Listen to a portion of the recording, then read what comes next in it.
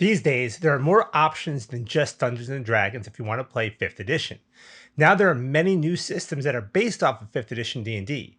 The 2024 version of D&D is just one of them, but is it the best one? Today, we continue our ongoing series comparing classes from D&D with those of Tales of the Valiant, Kobold Press's own version of the 5e rule system.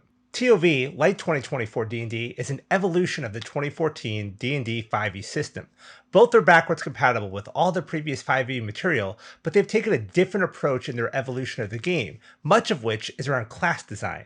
In this TOV Tuesday with the GMToolbox, we're going to take a look at the Barbarian class and do a head-to-head comparison between TOV and D&D.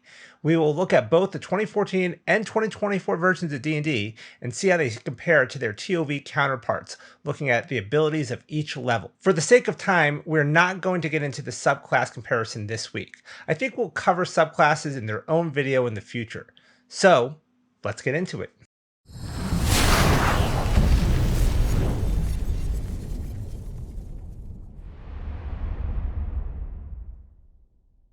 Hello everybody, I'm Joe and this is the GMToolbox, your go-to place to get all the tools you need to enhance your TTRPG games. Normally, this is the part of the video where I ask you to hit the like button and subscribe to the channel, and if you want to, by all means, please do.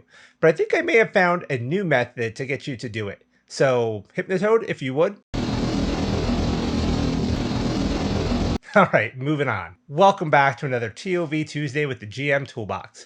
Today, let's continue our journey of side-by-side comparisons of TOV and D&D classes and see how each does.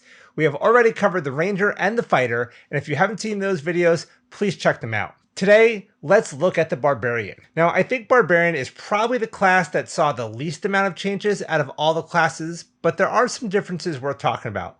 So let's get started by taking a look at the class tables. At first glance, it looks like not much has changed, but if we look close, we will notice a few changes from the 2014 Barbarian. In the 2024 Player's Handbook, aside from some new abilities, you may notice that we no longer get unlimited rages at level 20. In Tales of the Valiant, we still have the unlimited rage at 20, but the subclass features move from levels 3, 6, 10, and 14 in D&D to 3, 7, 11, and 15 in TOV. We will see why this is as we do our level by level breakdown, but as a note, if you are converting an older 5e Barbarian subclass to TOV, just move the level 5 ability to 6, the level 10 ability to 11, and the level 14 ability to 15. It's pretty simple. One last thing before we get to our level 1 abilities. When looking at what proficiencies the Barbarian gets at level 1, they are all the same in all three systems with one exception. Tales of the Valiant also gives the Barbarian proficiency in herbalism tools. This is a small change, but it feels like a meaningful one. Barbarians always have that feeling of tribal people with a connection to the land, and in D&D, we don't get much that helps us outside of combat. Giving them this toolkit lets them add some value to the party when they're not fighting, and it fits the class well. Gathering herbs and making poisons or anti-venom or perhaps healing poultices certainly adds value. Okay, with that said, let's take a look at level 1. At level 1, all three systems get Rage, the core ability of the Barbarian, as well as Unarmored Defense. The 2024 Barbarian also gets Weapon Mastery, so let's take a look at these in each system. The 2014 Barbarian's Rage gives advantage on strength checks and saves. You also get to add damage to weapon attacks, the amount of which is represented on the Barbarian class table from earlier. This starts off at 2 for level 1, then goes to 3 damage at level 9, and finally 4 damage at level 16. You also get resistance to non-magical physical damage, that's bludgeoning, slashing, and piercing damage. You are unable to cast spells or concentrate on them while raging, and your rage lasts for 1 minute. It ends early if you're knocked unconscious, or if you end your turn without attacking a hostile creature or taking damage since your last turn, or you can end it early as a bonus action. Finally, the amount of times you can rage per long rest scales over time, starting off with 2 rages at level 1, increasing to 3 at level 4, 4 at 6th level, 5 at 12th level, and 6 at 17th level. Then you will have unlimited rages at level 20. The 2024 Barbarian changed a bit.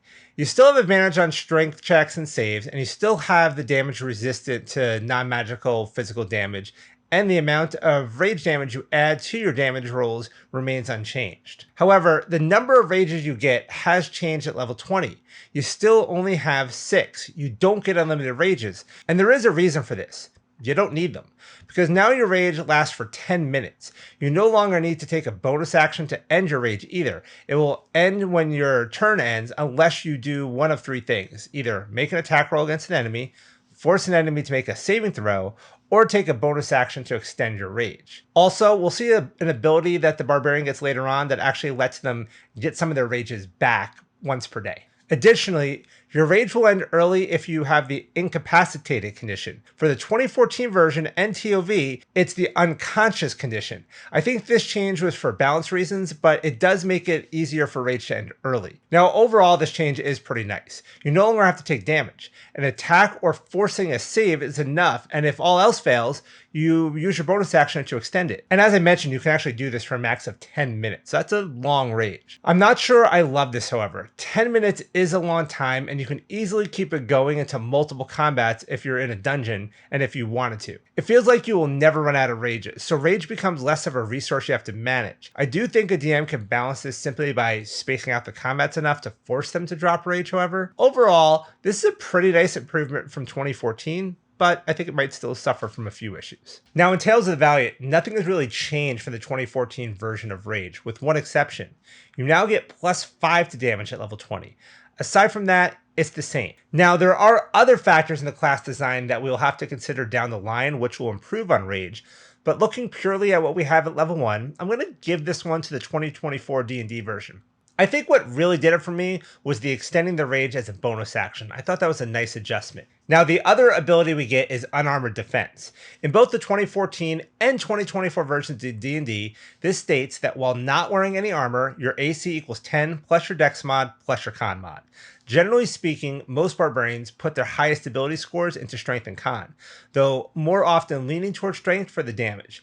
Dex comes in third for them in many cases, so they end up with lower wisdom, intelligence, and charisma scores since they have to focus so much on those physical stats. That's fine, but it's an unfortunate side effect. They could choose to wear armor, but then this ability just kind of goes unused. But generally speaking, they end up with around a 14 or 15 AC. Now, Tales of the Valiant did something great here.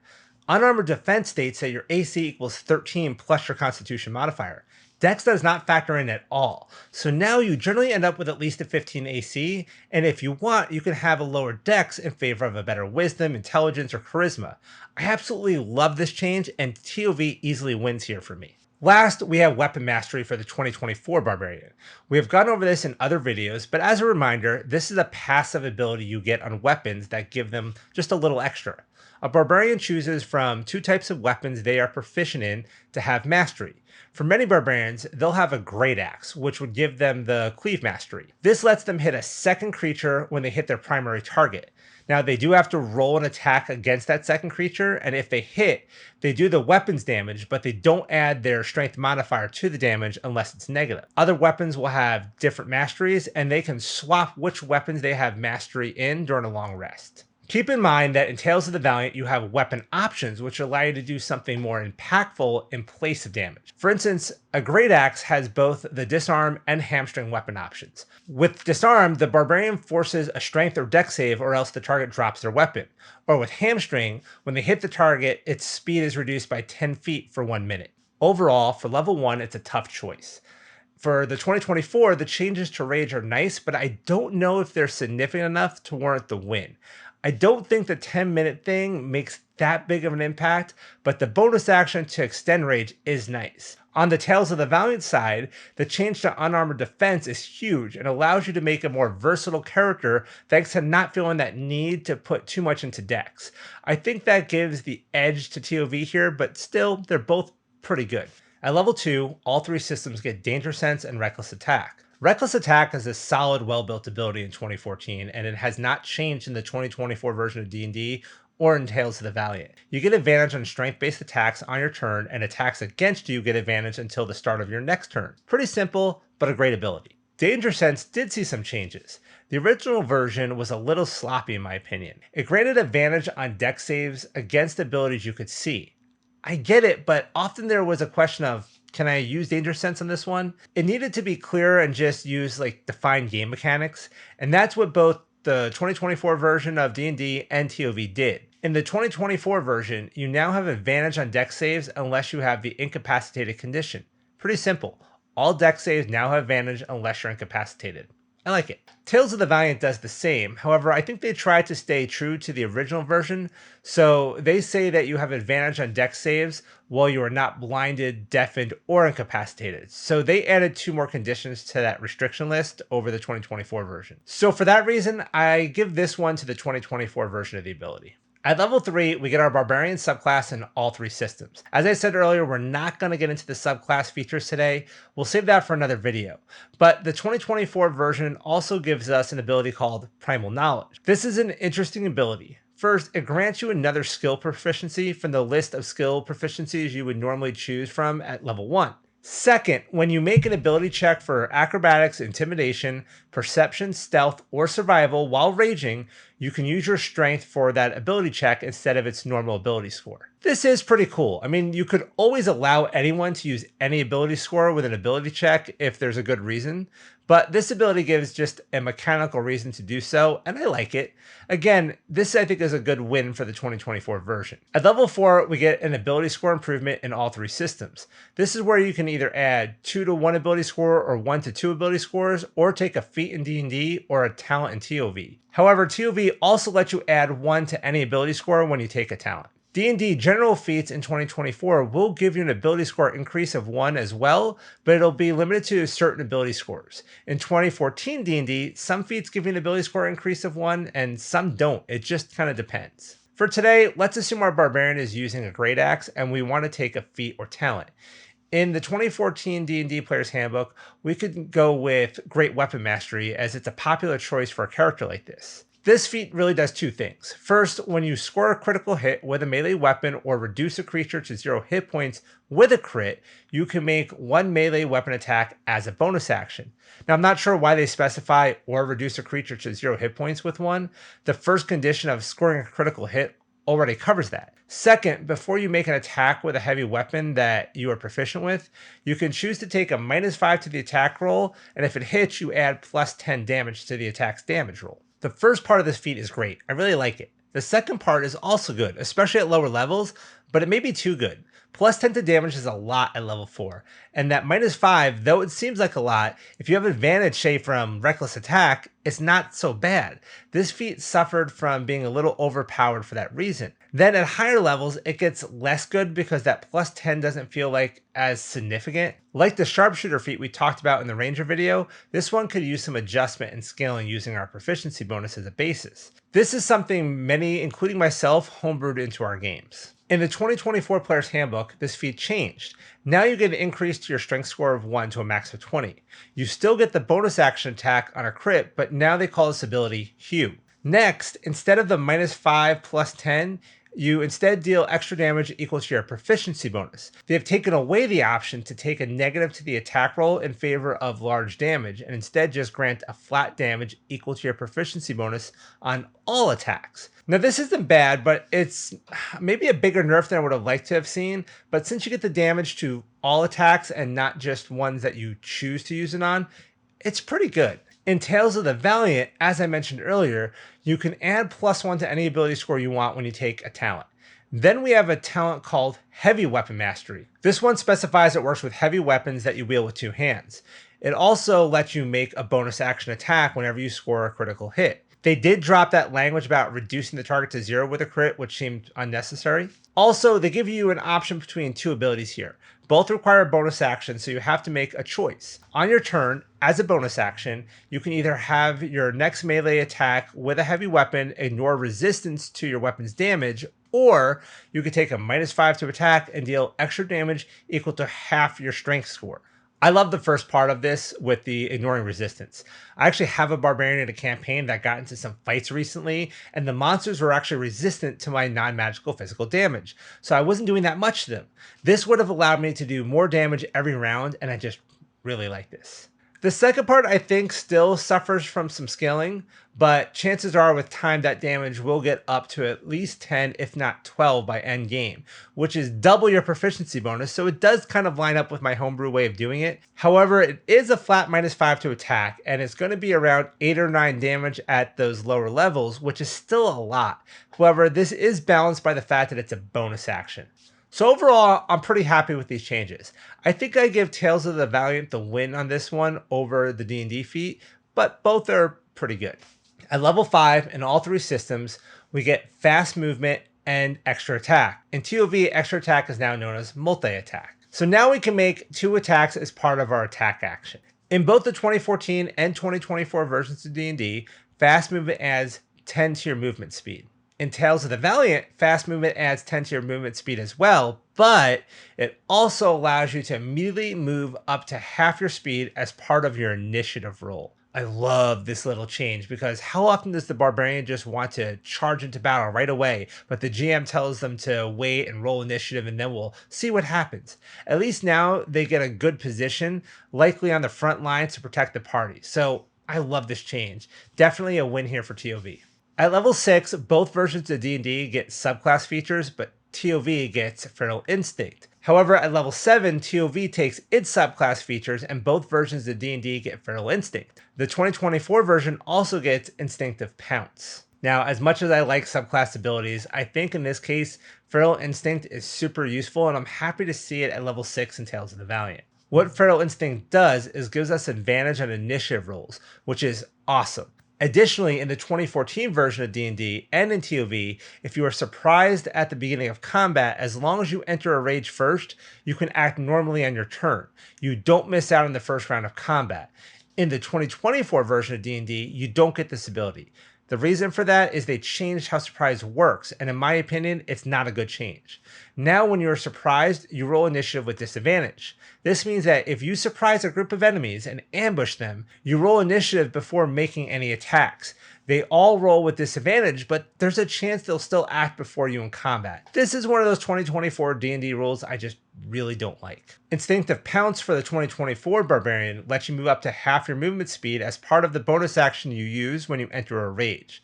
So this is similar to the TOV fast movement ability, but rather than being part of the initiative roll, you have to wait for your turn and then rate. So the TOV version has a lower cost to use and you get it 2 levels sooner, but it's still a nice improvement over the 2014 Barbarian.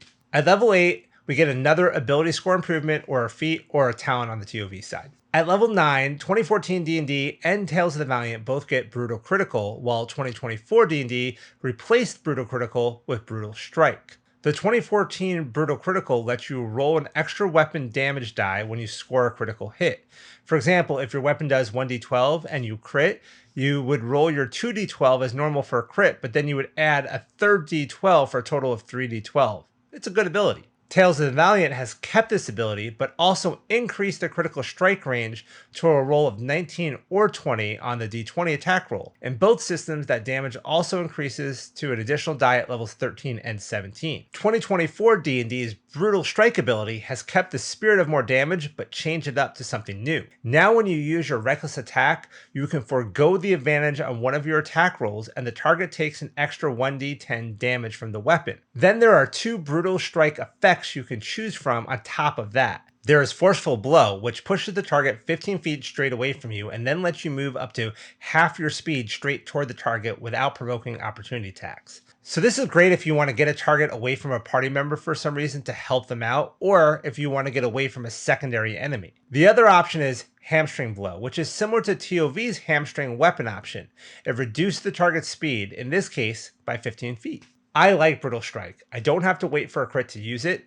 I can make a decision to use it on my turn, which is nice. Now the drawback is that I make that decision to give up advantage, and then I may not hit, so no extra damage and effect where the Brutal Crit is a proc that happens. So when it does happen, I always get the extra damage without having to give up anything. TOV also doubles the chances of this happening by increasing the crit range.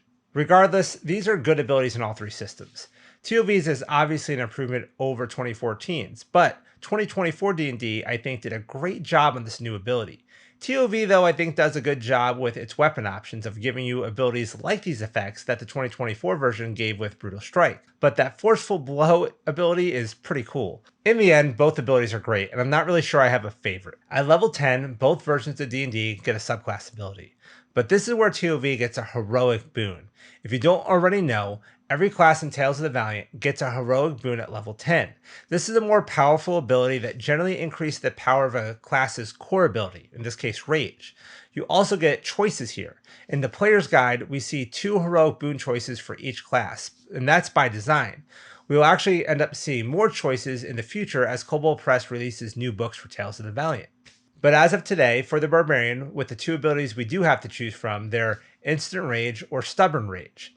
Instant Rage lets you rage automatically without having to use a bonus action when you roll initiative and use your fast movement feature, as long as you have uses of rage left. This is pretty cool, because as I mentioned when talking about TOV's fast movement, so often barbarians want to do stuff before combat starts, like moving into position, and raging, but the DM again has to slow them down due to the game mechanics and balance. Also, it really sucks when the barbarian rolls bad on initiative and gets hit hard before they get a chance to rage. All that HP they take in that first round before the rage can be game changing, so the ability to rage during initiative is pretty freaking awesome. The other option, Stubborn Rage, lets you keep your rage going for its full duration, regardless of if you attack or take damage. Unless you fall unconscious, your rage goes on for the full 1 minute or until you choose to end it. This is similar to the base rage ability of the 2024 Barbarian, except you don't have to use a bonus action to keep the rage going. So the one thing that I felt the 2024 Barbarian's rage had over TOV's, TOV has now surpassed it in. However, this is also 10 levels later. I still don't think the 10-minute rage is really that big a deal, since the DM can simply space out combat so the rage doesn't keep going into multiple combats. Plus, the rest of the party likely doesn't want to have multiple combats without at least a short rest. Regardless, at level 10, I feel like the TOV Barbarian may be better overall, regardless of which heroic boon you choose. Up until now, I felt they were both pretty close, with both systems providing solid stuff at different points, but I really like TOV more at this point. Now at level 11, TOV gets its subclass feature that D&D got at level 10, while both versions of D&D get Relentless Rage. However, this feature changed in the 2024 version. In 2014, this said, while raging, when you drop to 0 HP, you can make a DC 10 con save, and if you succeed, your HP becomes 1. Each time you use this feature, the DC increases by 5.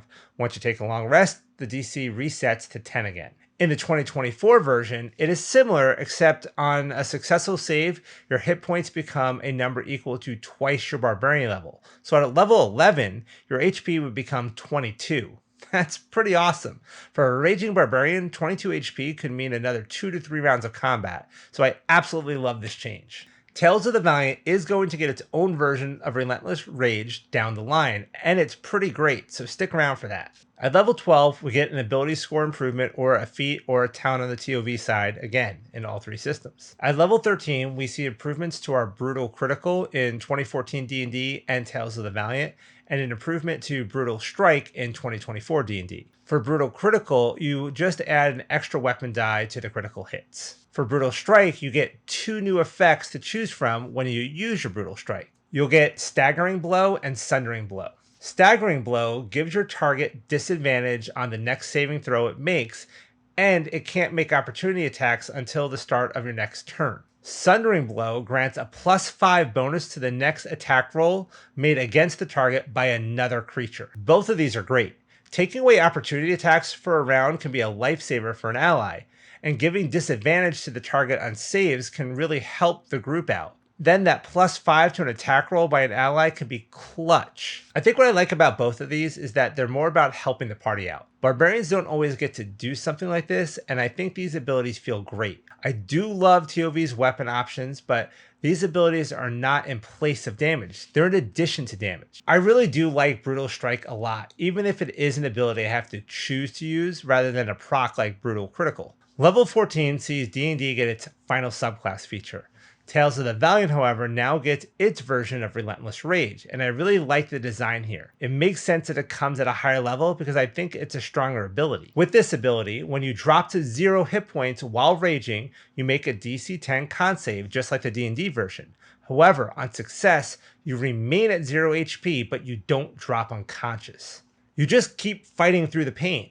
You can still die outright if you take damage from a single attack that equals your hit point maximum, and you continue to make death saves. But even if you hit 3 death save fails, you don't die unless you end your turn with 0 HP. So you could start your turn, roll a death save and fail, and be at 3 fails, then drink a potion and get HP back, and you're good.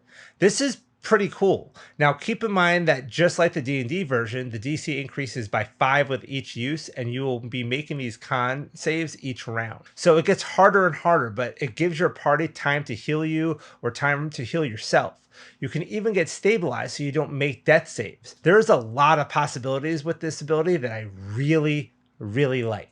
At level 15, Tales of the Valiant gets its final subclass feature, while both versions of D&D get Persistent Rage. For the 2014 version of D&D, Persistent Rage is the same as the TOV Heroic Boon, Stubborn Rage. Your rage only ends if you fall unconscious. This is nice for sure, but we get it 5 levels sooner in Tales of the Valiant, but it's also a choice in TOV. Either way, it's a good ability, I just kind of wish it came sooner. In the 2024 version, it also lets your rage last without any need to do anything from round to round, and it changes it from ending early if you have the incapacitated condition to ending if you have the unconscious condition.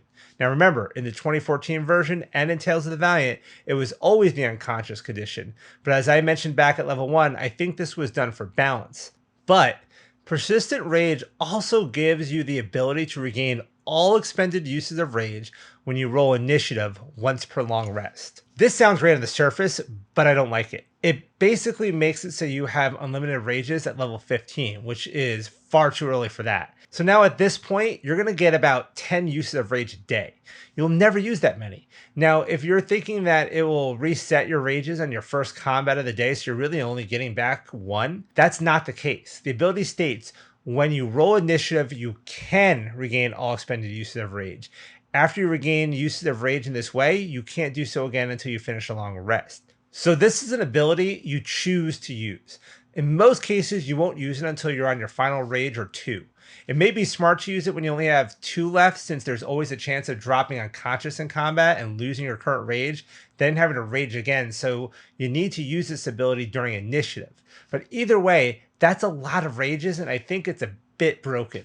Level 16 sees another ability score improvement or feat or talent for TOV in all 3 systems. It should be noted that this is the last time you see this for 2024 version, since they get a new special ability at level 19. At level 17, we see our final improvement to Brutal Critical and Brutal Strike abilities. Again, for 2014 D&D and Tales of the Valiant, we now have 3 additional damage dice on those crits. But for 2024 D&D, we get 1 additional d10 of damage for 2d10 total extra damage. And we can use 2 different Brutal Strike effects when we hit a creature instead of 1. At this point, Brutal Strike is getting pretty awesome. At level 18, both versions of D&D get Indomitable Might, while Tales of the Valiant gets Unyielding Might. This may be the first time an ability hasn't changed at all from the 2014 version of the Barbarian. Indomitable Might states that if you make a strength check or saving throw, and the result is less than your strength score, you can use your strength score in place of the total. I'm kind of surprised this didn't change in the 2024 version, to be honest. I always felt that even for a level 18 ability, this was maybe too strong.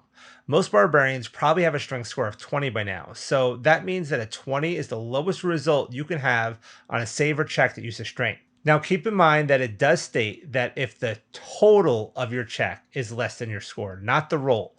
So that's after you apply modifiers to the roll. If that result is less than your strength score, you use your score instead. But still, that's going to mean success probably about 75% of the time, I would think. Sure, at endgame, there will be checks that have higher DCs than 20, but you basically are ignoring anything that a non-boss is throwing at you. But regardless of my feelings about it, it is a good ability. Tales of the Valiant's Yielding Might I like better. First, they expand this ability to checks and saves that use strength or con, but instead of using your score if you roll low, they went with treat any roll of 9 or lower as a 10. So any strength or con check or save, you can't roll lower than a 10 before mods. This is a mechanic that we have seen before in character class design in D&D, and it's a good mechanic and well balanced. The expansion to Con also makes this ability even nicer, but Unyielding Might gets one more feature. Your melee weapon attacks now deal additional damage equal to your strength score to objects and structures. So now, when you want to bash down the door or open the chest the Barbarian way, you deal an additional about 20 damage to it. I really like this feature for Tales of the Valiant. I think it's more versatile and better balanced than its D&D counterpart.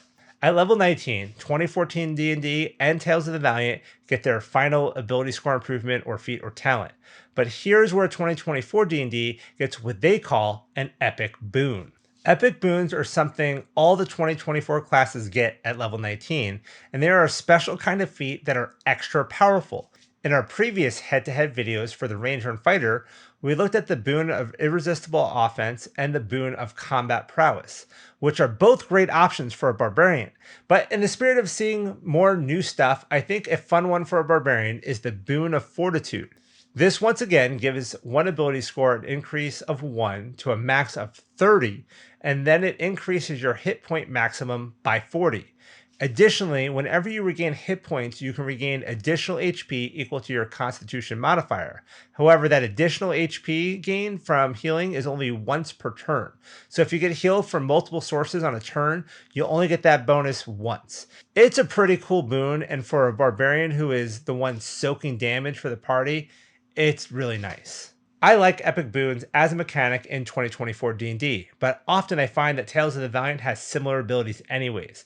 So I don't know if it's an advantage for D&D over Tales of the Valiant, but they are really cool for that system. At level 20, we see our capstone ability for all three systems. In all three systems, this is Primal Champion. However, with Tales of the Valiant, Primal Champion is part of a larger ability called Epic Boon. Epic Boon, like the Heroic Boon at level 10, is an ability that has options that you can choose from. Currently, however, in the player's guide for Tales of the Valiant, there is only one option, and that's Primal Champion.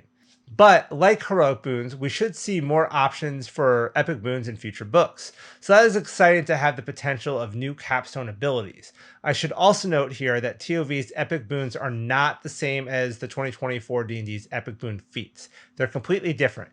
This is just a core class ability. So Primal Champion in all three systems adds 4 to your strength score.